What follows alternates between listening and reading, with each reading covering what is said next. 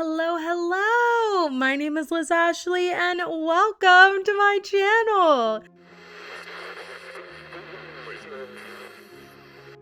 Today we are going to talk about Zohran, and we are going to talk about still centrist just melting down, but we're going to talk about how he has responded to all of this media coverage. I'm also going to talk about just updates I have from DSA here in St. Louis and stuff like that. So yes, let's get into it.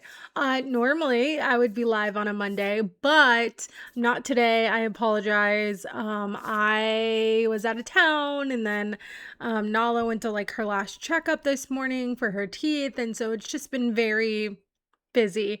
So I thought I'd do this, and then we'll get back to our regularly scheduled programming. Just not this week. I know it's been a little up in the air, but things have just been crazy, so I apologize. But today, I'm very excited to talk about Zohran, and I'm very excited to talk about DSA. So I joined DSA a couple months ago, and I've done a lot of door knocking for Cori Bush, and I think it's incredible how much people have been going out and door knocking and phone banking for everyone. And Cori Bush is coming up. Her primary is August 4th, so that's coming up. But anyway, last night I went to the first chapter meeting that I had ever been to, and it was definitely interesting. The fun part was Cori did come and she did a speech, and that was fun. And we talked about a lot of like bylaws and stuff, but one really exciting part was someone from the St. Louis DSA chapter actually went to New York to help door knock for Daria Lisa, and he said that he had lit that he was giving out. And so I actually got one of them. It's very exciting. I'm very excited. I'm gonna like frame it and put it behind me. I'm very excited. Yeah, it's really cool. And it's really cool because one of the things that, like, if you literally look at this piece of lit, it says in big bold letters, abolish ICE, win housing for all, invest in babies, not bombs. And the reason he wanted to do just like a little recap at our meeting was to tell people, like, when we're door knocking, when we're phone banking, when we're talking to people, there is no need to tamper down our message, and I feel like for so long, corporate Democrats in particular, are always like, oh, they want to abolish ICE. Can you believe it? Like, well, I don't know about abolishing ICE. Well, we need to reform ICE. And it just shows that the Democratic base is so far from that now. And so we don't need to soften the message. Like, people want to hear, yes, they want to abolish ICE. Like, people want to hear that. And I just think that's really important. And so I'm really excited. And it was a very exciting, it was just a very exciting meeting. It was exciting to hear that. It was exciting to get that piece of lit. But one of the jokes that the guy made while doing this lit was that he didn't have one of the Kamala Harris pieces of lit.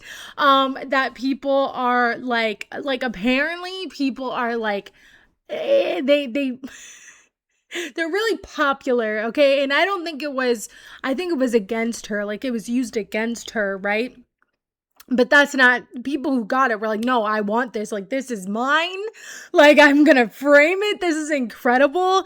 And he didn't have any of those, so he made the joke of like, I don't have any of those, but I do have the regular lit for her. And so we're gonna start off today's video by showing a video of Hassan, who actually has the lit, and I'm very jealous because it's so cool.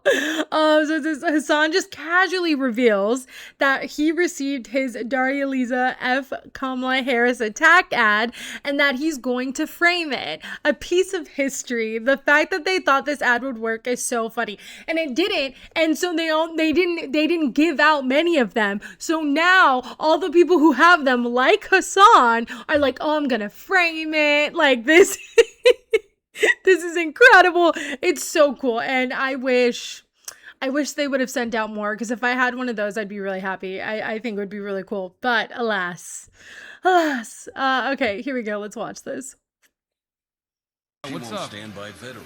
What happened? It's so happened? Cool. Isn't it? This was sent. I mean, it makes her look even cooler, right? Like, it makes her look so cool because it's like in big, bold font, F. Kamala Harris. And she's like right in front of it. Oh my God. It's incredible. It's incredible. And it's so funny that they thought this was going to work. It's so funny that they thought this was like going to be an attack on her, that she said that. It's like, no, man, I don't think corporate Democrats realize, well, I think they're starting to realize because they seem a bit scared. But I don't think a lot of them realize just how unliked they are. Like, nobody likes them. This is not, this probably helped her, right? Like, that's why they had to stop giving those out, because it helped her. Insane. But anyway. To many voters in the district, this right here was sent to voters.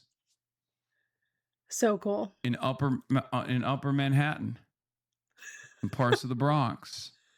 And they saw it and they were like, okay.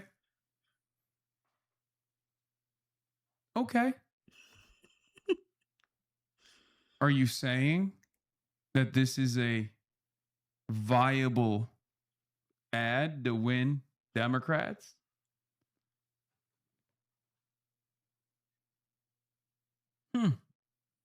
Interesting. A collector's item, folks. Yes. It really has become a collector's item. It is funny that they thought that this was going to work, but the reason they thought it was going to work is because it worked previously when Cori Bush was running against Wesley Bell the first time. They said that, oh, she missed votes, and Wesley Bell said that, but this was during, I believe it was during 2020. So she missed votes because she was trying to be responsible. But that's not the only thing that they said when Wesley Bell was running against her. They also said that she wasn't Democrat enough because she voted against like Joe Biden in whatever instance, right? And what they don't tell you, what Wesley Bell will not tell you, is that she voted against Biden because Biden didn't go far enough. I believe he's on the Build Back Better bill, which became stripped down to almost nothing when it was passed. And so that is what people like Cori Bush were fighting for when they went against people like Joe Biden. And that worked the first time. Right? It's not working anymore.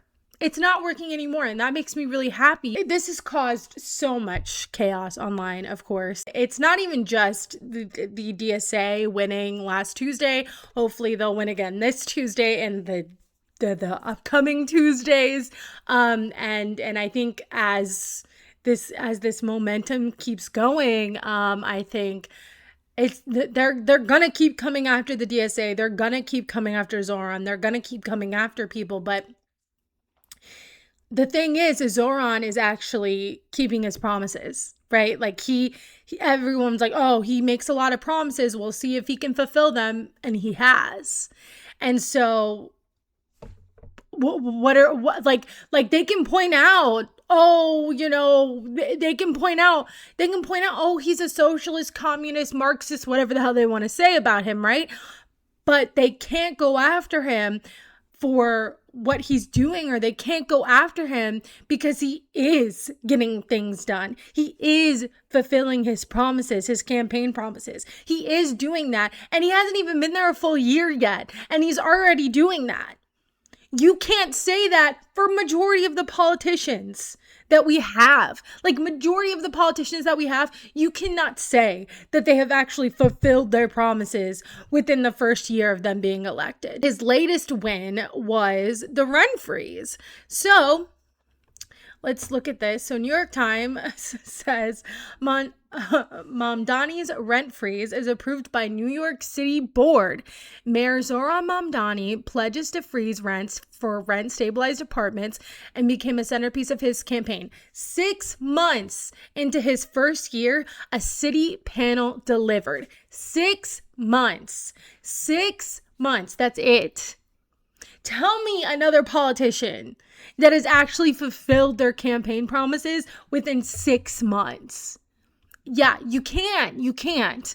And that's why everyone hates him so much. And that's why centrists and Republicans hate him, because he's showing, hey, we can get stuff done. All these other people are just actively choosing not to. Actively choosing not to do their jobs, actively choosing not to do the things that they said that they were going to do because they just don't want to, because they were lying, right? And he's showing that. And that gets a lot of people mad. And one of those people is Spencer Pratt, because God, he just won't go away. Like, you would think he lost, he needs to shut up and go away. He's not doing that. But anyway, so David Sirota said, Zohran using his public office to actually do things he promised must be genuinely bewildering and terrifying to Democratic politicians. I think it is. Consultants, pundits, and donors who have spent 40 years making excuses for their party, almost never fulfilling promises when Dems have been in power. Yes. And James Carville, that racist freak, who has been running around saying, oh, I don't want to be a part of the Democratic Party. Okay, fine, then leave. We don't want you here. Because he was the one, when Trump won, when Republicans won, who said, just do nothing.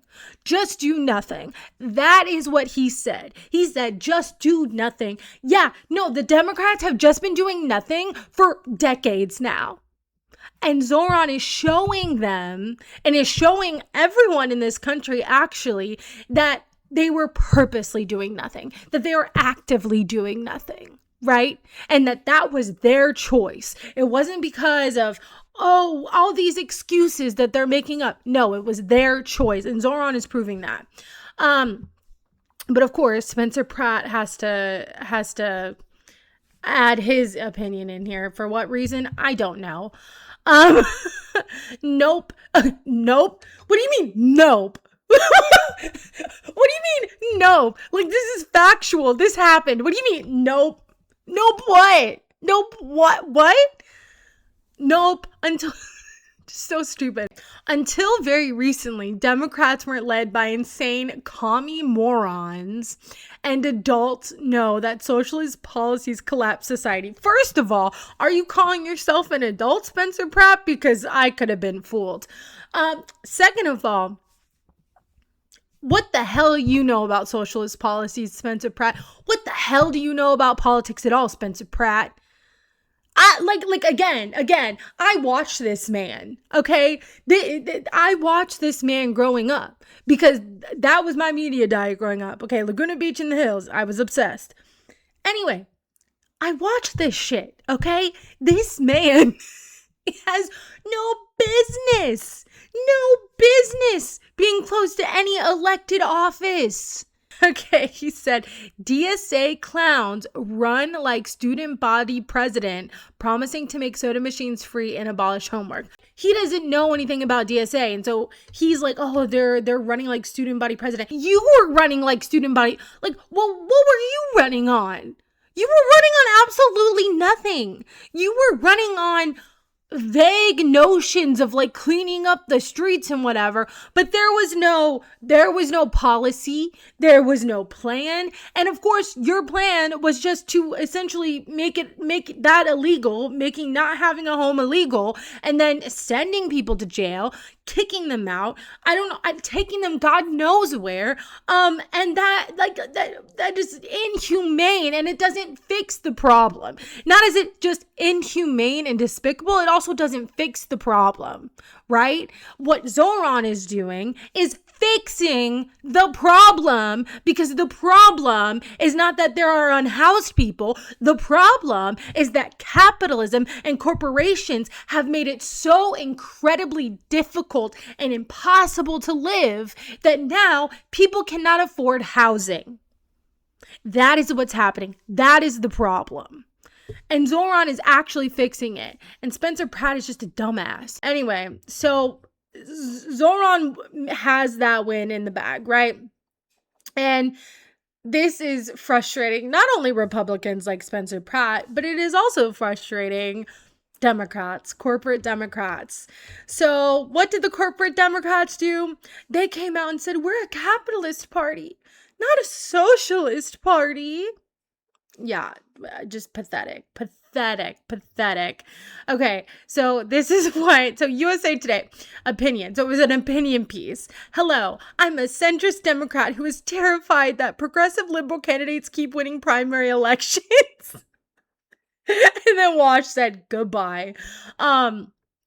This is the other one. So this is like the actual opinion piece. It says centrist Democrats rebuke party's left wing. We are capitalist, not socialist. Following high-profile primary victories by Democratic Socialists, some moderate Democrats are advocating a different course, highlighting tensions in the party. Oh my God, blue no matter who until it's DSA, baby. Blue no matter who until they've decided, not that blue, not that shade of blue. It's just so funny. It's just so funny. Like, to me, I'm like, okay, well then you guys do a third party. You don't want to be, why do we have to create a third party? We, like, DSA, this Democratic Socialists are winning. They have the momentum and hopefully they keep winning. So no, y'all want to be some middle of the road party and not actually be on the left? Okay, you can do that. Then you can create your own party. Then you can go over and do that. No, no, man. We're not going to be pushed to the sidelines anymore. You guys are not popular. You don't do anything. No one wants you in office. So yeah. No, we are. Big tent, remember? Big tent, remember? We're a part of that big tent. And yeah, hell yeah, we're going to take over the big tent. Hell yeah. So if these moderates, if these corporatists, if they want to go create their own little middle of the road party, go ahead, man. Go ahead. But you're not going to win. And you want to know why? Because you advocate for the same things as Republicans. You're essentially a Republican. Anyway, and so that's what... That's what that is. And then this is what Hassan said. It's ironic that this pivot into the center is what caused the Democrats to lose to an incompetent fascist twice. And now there are far more Democratic Socialist electoral victories because voters recognize the moderates' failure. Yes. And the one thing that I love about this is the one thing that I love about this is they're freaking out because they can't use that excuse of like, oh, because, I mean, of course, everyone has been using that excuse since Trump won, but it's like, oh, the socialists, the leftists, it's your fault that Trump won. It's your fault that Kamala Harris lost. And it's not. and it's why they won't come out with the brief or whatever that they made about Kamala Harris's loss. They won't come out with it. The DNC won't come out with it because they know it is going to prove all of the people that they told were wrong are right. It's going to prove us right. It's going to prove that her saying that we needed the most lethal military was honestly, that sunk her immediately. Sunk her immediately. Her not even talking about Palestine or not even barely broaching the subject and being so lockstep with Joe Biden with Israel. Yeah, of course that cost her. They're the ones who left their base. They're the ones who don't listen to their base. And that's why, and we're going to watch Zohran, we're going to watch him respond to a lot of these a lot of these pundits, a lot of these people who are saying, well, if you're a socialist, you're not a part of the Democratic Party. We don't want you. Even though they'll have a big tent for people like Liz Cheney. They'll have a big tent for fascists.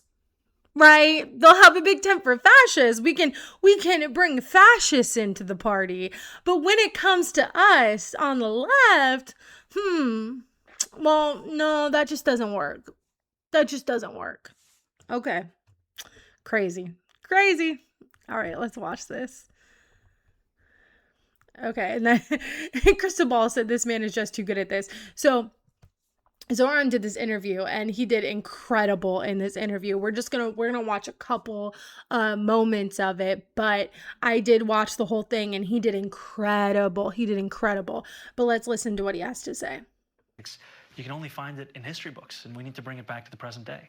And you're hearing some not just dismissive, though. There's resentment. And this is from fellow Democrats who think that this could jeopardize Democratic chances in the fall. I mean, you've got Josh Gottheimer, a Democratic member of Congress, says, many of us believe, as do I, if you're a socialist, you are not a Democrat. And in fact, they put out a manifesto today. I don't know, have you seen this thing? Sounds pretty... Wait, okay. We gotta go back. Okay, wait. Not a Democrat. And in fact, they put out a manifesto today. I don't know, have you seen this thing? Sounds pretty socialist to me. It's not a communist manifesto. It's a moderate. Okay. He's gonna say it's a moderate manifesto. When I first listened to this, it was so funny because they're like, socialists are not Democrats. And I'm like, hell yeah, I'm not a Democrat. Like, yeah, you're right, I'm not. You're right, I'm not a Democrat. It was the same thing when I was listening to James Carville. I was like, they actually want bad for the Democrats. And I'm like, yeah, no, I mean, if you're a corporate Dem, then yeah, I want you to lose. Like, I don't know what you mean about I want bad. If you mean that, like, I don't think Chuck Schumer or Hakeem Jeffries should be in charge. Yeah, I don't. And I do think that they should be next and who we oust. Yes. Is that wanting bad for them? I guess. Like, I want them to physically be okay, but do I want them to be in positions of power? No. Because what are they doing? Nothing. So no, I don't want them to be in positions of power. So it's like, yeah, you want to sit here and say like, yeah, so socialists aren't Democrats? Yeah, no, like I'm not a like, I mean, technically I'm registered as a Democrat and I will vote and I vote for Democrats. But if I were to analyze how I feel, or if I were to analyze my political views, calling myself a Democrat in the sense of where the Democratic Party is in America, no, I wouldn't be. No. I mean, yeah. Because the Democratic Party needs to drastically change if we're going to get anywhere. Manifesto saying we are capitalist, not socialist. We believe in a growing, fair, and competitive economy, entrepreneurship, ownership. I mean, this is a direct response. They've made it clear to what you did here on Tuesday. Well, I mean, you know, that's great, but what's a party if not its voters? And I'm proud to sit in front of you as the mayor of our city, having received more than 1 million votes, a little less than a year ago. And when we're talking about these incredible congressional candidates, they won their races, and they won their races with a vision of what politics should be, and one that actually speaks to working people. And for a lot of people who ask themselves, what does democratic socialism mean? And you can tell them the answer at a theoretical level. It's the choice to extend democracy from the ballot box the rest of their lives. But in terms of what it means over these last 7 months, we've seen a city with democratic socialist principles at the heart of it within our administration. And what we've delivered has been record lows when it comes to murders and shootings. So is it pragmatic democratic socialism? I think democratic socialism at the heart is pragmatic, because if we cannot deliver for working people, then what is this for? I'm not interested in writing a manifesto or, frankly, in reading one. I'm interested in delivering, and that's exactly what we've been showing. But there. Ooh, he is so good at this. Crystal Ball is right. He is so good at this. He is incredible at this. He really is. Yeah, I think the manifesto thing, like, I know a lot of people were like, but I do think that's good. I think it's good because I like his line about delivering, because he is delivering, right? Like, he's not just saying he's gonna do stuff. He's not just pretending, right? He's actually keeping those promises. The other thing I like is how He's like, no, I think democratic socialism is pragmatic. Because it is. Because it is. Because it is. Oh my God, because it is. And it's so frustrating. For so long, everyone's like, oh, like Spencer Pratt, you're just going to give things for free and that doesn't work and blah, blah, blah, blah, blah, blah, blah. Right? No, it is pragmatic. It is a pragmatic way of governing. But this Red Scare propaganda has just been pushed down our throats for so long in America that like anything that has to do with anything of like sharing or whatever of socialism, people freak out. And that's just not the case anymore. It's not the case anymore because for capitalism hasn't worked. Also, something I like to talk about, like, especially when it comes to like, you know, people in my family who are conservative or whatever, I always like to bring up libraries. And I like to bring up firefighters, and I like to talk about the history of it and how it hasn't always been this way, and that there were private fire companies, and that they've even tried it in other states in the recent past, and how it doesn't work when you privatize things like that because then you put more people in danger, right? And you know, the library, I'm obsessed with the library. I haven't gone as much lately just because, you know, I've been like traveling and then taking care of Nala, but I love the library. Like literally, join your local library. There are so many things. At least here in St. Louis, there's like dance classes, there's workout classes, there's craft classes, there's computers that you can use, printers. There's so many different services. Like it's not just books, even though books are also amazing. Like there's so many things that libraries do, and that is all technically socialist. And so I like to talk about those things when I'm talking to people because I think it's important to be like, this is not a scary word. This is not scary. These are actually things that currently work because our tax dollars, and libraries could work better if we gave them more funding. But they do tons of services. They have services for unhoused people. They have services for so many people, so many things. And I wish we would fund libraries more, but that's not the point. Anyway, the point is our tax dollars are going to these services and they're running well and they're running efficient and they're running the way they should. Maybe libraries could get a little bit more funding. They should get much more funding. But those are things that are a benefit to you, right? They're a benefit to you. They're a benefit to your community. They're a benefit to society, and they make society safer. And I like to bring that up because these are things that it's not scary. Like socialism isn't scary. And so I think Zohran is doing a really good job of changing people's mind and how people think about the word socialism. And so I really do like that. I also, last part, I'm rambling a little bit, but last part, I also really like how he said, what is a party if not their voters? Because exactly. Like I feel like Democrats care less about their voters. They constantly are telling us we don't know what we're talking about, or this isn't what we really want, or just making excuses for why they can't do something. And Zohran is like, no, I promise these things. I'm going to do it. This is what I'm doing. This is what the voters want. And if you're not going to run for that, then like, okay, but people are voting in Democratic Socialists. So if you're saying that they have no room in the party, well, that's not what the voters think. That's not what the Democratic base thinks, right? It seems like you're the one. It seems like the corporate Dems are the one that maybe shouldn't be in the same party with us if they don't want to be. You know? The next clip that we're going to watch is about Zohran talking and replying to how a lot of corporate Dems are saying, well, they're going to use Zohran, they're going to use all these Democratic Socialists as like the boogeyman on Fox News, or all these right-wingers are going to use them as this like boogeyman and why not to vote for the Democrats. But what's interesting, and Zohran has a great response to this, but what's interesting is, and he's right, is because he's going to say, just let them, who cares?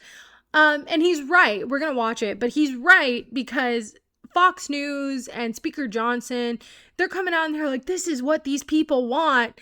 And it's like, it sounds, it's like the Kamala Harris attack ad.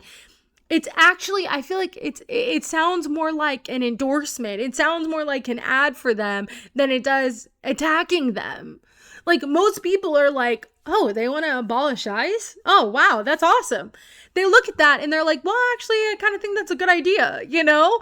And so when that's why I think Zohran's response of like, just let them is wonderful, because it's like, yeah, just let them. You can sit there and the more they talk about democratic socialism, the more they talk about the DSA and what they stand for, the more people are going to be like, oh, maybe I do want socialism. I mean, it's just crazy, but let's listen to Zohran's response to it. Republicans are going to make you the poster child for the Democratic Party. Let them. We don't have to ask ourselves what life looks like if a socialist wins. I won last November, and over the course of these last 6 months, what we've delivered for working people are the very things we were told were impossible. Yep. We've delivered free childcare for 2-year-olds for the first time in New York City history. We've delivered tens of millions of dollars back to tenants who were taken advantage of by bad landlords. We've delivered 165,000 potholes being paved. And we've done all of these things while also delivering the lowest recorded crime in our city's history. That's what it looks like to have democratic socialism. And what you're seeing is that New Yorkers experienced this for 6 months and made the decision that they wanted to see more of it on the national stage as well. Republicans.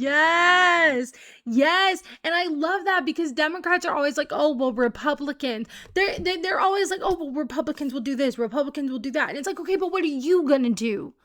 They're gonna do that regardless. They're gonna come after you regardless. They're gonna say this shit regardless. What are you gonna do about it? Like, what are you gonna do about it? How are you gonna fight back against it? Like, you can't be scared to fight back, because they're gonna bully you. They're gonna bully you anyway. They're gonna say shit anyway. That's what Fox News does, right? That's what these pundits do. They're going to do that anyway. So sitting here and being like, oh, well, Republicans are gonna talk about us.